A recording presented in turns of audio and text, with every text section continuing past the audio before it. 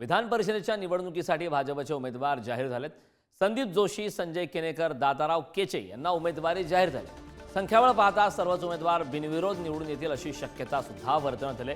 एकूण 5 रिक्त जागांपैकी एक जागा अजित पवार आणि एकनाथ शिंदेंकडे।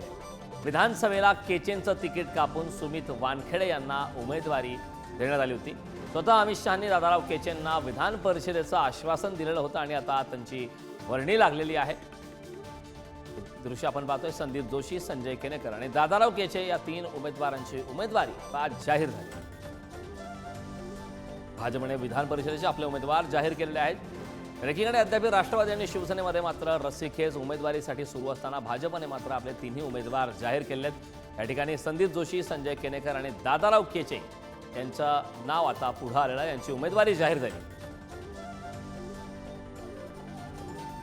तर विधान परिषद निवडणुका सध्या रणसंग्राम विधान परिषद निवडणुकांचं सुरू आहे। त्यामध्ये एकीकडे 5 जागा एकूण आहेत। 1 जागा राष्ट्रवादी अजित पवार, 1 जागा शिवसेना शिंदे यांच्याकडे, तर 3 जागा भाजपकडे आणि 3 जागा लढण्यासाठी आता भाजपने आपले 3 उमेदवार जाहीर केले। संदीप जोशी हे मुख्यमंत्री देवेंद्र फडणवीस यांचे बालपणीचे मित्र आहेत। नागपूर महानगरपालिकेत 4 टर्म नगरसेवक राहिले। त्यांनी सत्तापक्ष नेता, स्थायी समिती अध्यक्ष, महापौर पद सुद्धा भूषवलंय। संघटनेत विविध जबाबदारी संदीप जोशी यांनी सांभाळल्या। सिद्धिविनायक ट्रस्टच्या माध्यमातून अनेक समाजोपयोगी कार्यात संदीप जोशी सक्रिय आहेत।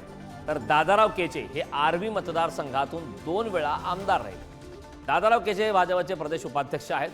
दादाराव केचे यांचे तिकीट कापून सुमित वानखेडे यांना आर्वीमधून संधी देण्यात आली होती। आता दादाराव केचे, संदीप जोशी यांचे भाजपकडून राजकीय पुनर्वसन करण्यात